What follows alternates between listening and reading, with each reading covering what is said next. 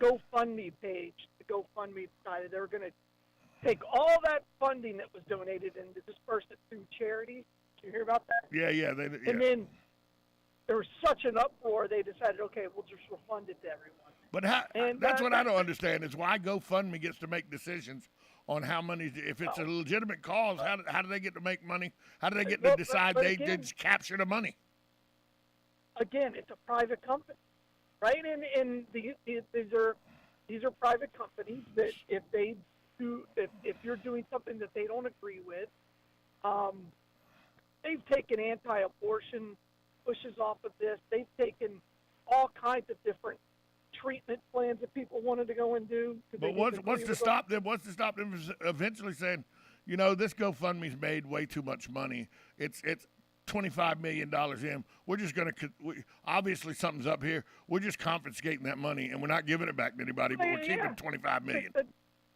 That's exactly right. But again, they're a private company. They just keep the $25 million. Thanks for raising the money for us. It's ours now. Well, they get like 5% of it. I know exactly.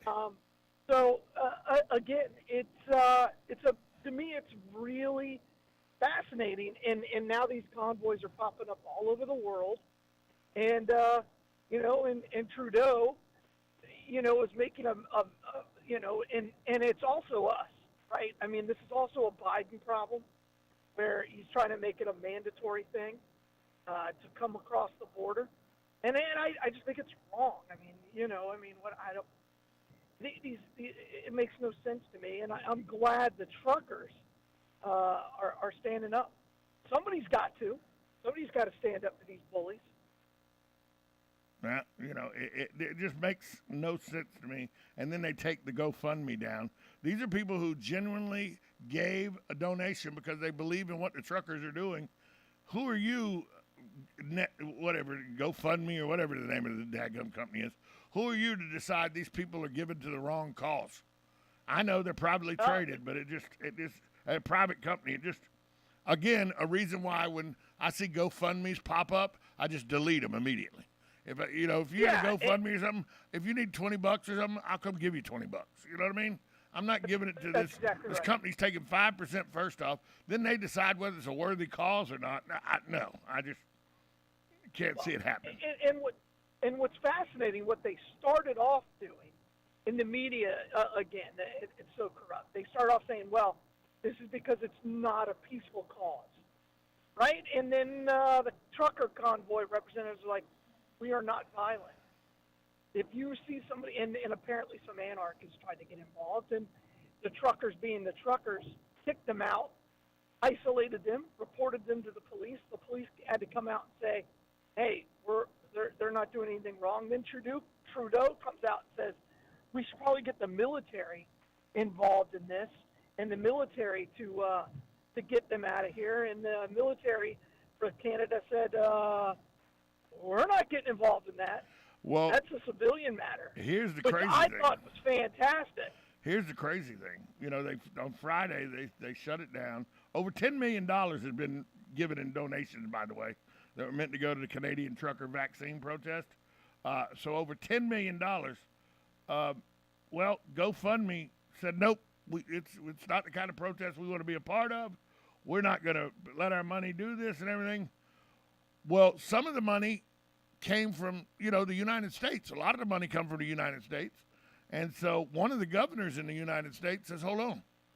If my constituents gave money to GoFundMe for this protest and GoFundMe's keeping the money, that's a breach of terms and everything. That doesn't sit well with me. We're going to investigate GoFundMe and see what their practices are. We're going to put them in front of a judge. We're going to send out subpoenas. We're gonna do discovery. We're gonna look into GoFundMe and see if this is. Well, now GoFundMe's changing its practices. So, well, maybe we'll reach out. We'll help with the people who set up the fund to redistribute to charities. You know what governor said he's going to investigate GoFundMe? Ron DeSantis and his Attorney General Ashley Moody said, hold on, you've taken Florida people's money, and now you're saying you get to decide what happens with it? Well, we're going to throw you in open court and investigate every bit of your books and make sure you're above board. How about that, GoFundMe? GoFundMe says, hold on, never mind. We'll reach an agreement. That seems a little suspect to me that GoFundMe buckled so quick. Well, what they were originally going to do is they were going to disperse it amongst the charities of their choice, right? And then they decided they're just going to refund the money back. It's not. The GoFundMe has publicly said they are not giving any more money to the convoy. Right. They have cut them off. So that's again, these are the people that you support with Facebook and Twitter. They're all in the same boat. And so now what's happened is the trucker convoy set up a banking account in Canada, and that got shut down by the bank itself. They said, we don't want any part of this, and they called it dirty money. And again, this is where we're at in the world, where it's, if I don't agree with you, and if I don't agree with you, I'll just shut you down, and there's nothing you can do about it. Mm-hmm. So now what's happening up there is just people are driving up there and feeding these truckers and making sure and filling up their trucks with gas and things like that, because that's what's happening. And these convoys are popping up all over the world now. And I think it's fabulous. And again, when Trudeau wants to bring in the military, and the military's like, no, this is a civilian matter. And that's a good sign. While Trudeau's got coronavirus, by the way, I thought that was pretty funny. Here he is talking about all these, you need to be triple vaxxed, and he's got the COVID.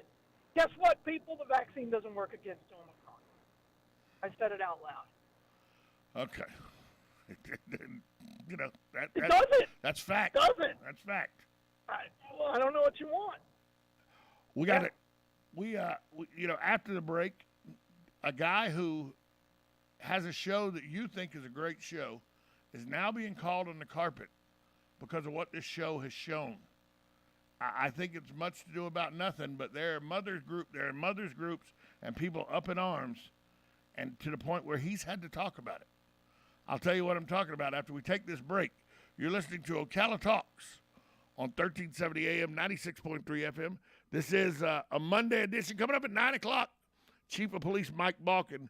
He is here from the Ocala Police Department, as he is every first Monday of the month. He'll be here to talk with us about, I'm going to ask him about the shootings that have been happening over the last week and a half, plus some other things that we'll discuss with the chief as he makes his regular appearance once a month here on Ocala Talks at 9 a.m. this morning. We'll be right back after this timeout. You're listening to 1370 AM, 96.3 FM, WOCA, The Source.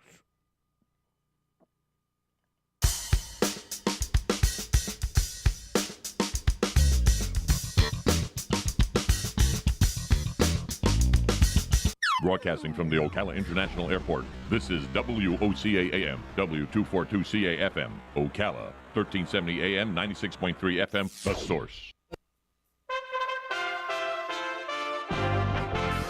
USA Radio News with Lance Pry. German Chancellor Olaf Scholz is making his first visit to Washington since taking office December 8th and will meet with President Biden at the White House today. The two will surely discuss Russia's posturing against its Ukrainian neighbor. Republican Representative from Texas Michael McCall on ABC News says world leaders are watching America's leaders closely. These are dangerous times, times of the essence. This would be the largest invasion in Europe since World War II, and the time frame, as Jake Sullivan mentioned, is closing in. This is why it's so important, because she is watching what is happening. Our adversaries are watching. If Putin could go into Ukraine with no resistance, certainly Xi will take Taiwan. He's always wanted this in the South China Sea. An internal memo indicates Spotify CEO Daniel Ek told employees Sunday that he strongly condemns racial slurs used by Joe Rogan in the past, but that he will not be cutting ties with the popular podcaster. USA Radio News.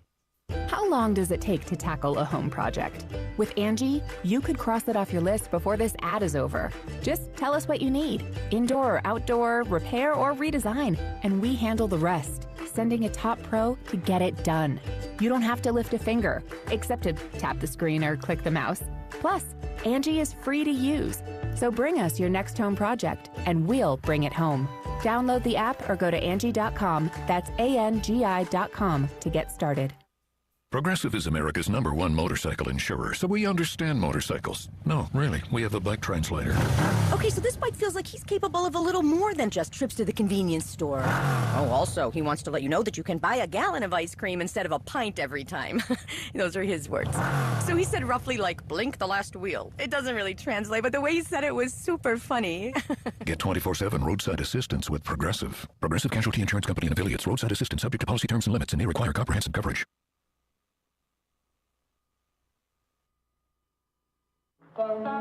AccuSleep offers a safe and effective medical option for those who suffer from sleep disorders of all kinds. AccuSleep makes restoring healthy sleep patterns possible. No medication, no surgery, just good sound sleep. Mend your sleep so you can stop counting sheep. Experience restorative sleep at AccuSleep, the acupuncture sleep clinic in Ocala by calling 352-615-5566.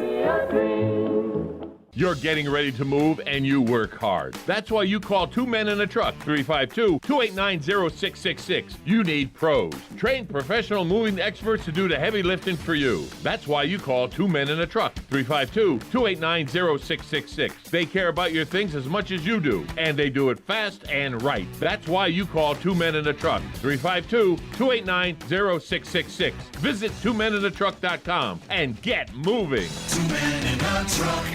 Think you know Dex Imaging? Think again. In the office, streamlining communications. In the field, delivering top-notch service, enhancing productivity and reducing downtime. In the data center, a part of the growing digital document revolution. In the world of business, supporting entrepreneurs and helping companies grow. In the forefront of technology, developing cutting-edge document management solutions. So if you think you know Dex Imaging, you don't know Dex. You know what you want to do in retirement, but do you know how to get there? Tune in to Coasting into Retirement with Gary Marriage of Nature Coast Financial Advisors, Sunday mornings at 8 to get answers to your retirement planning questions.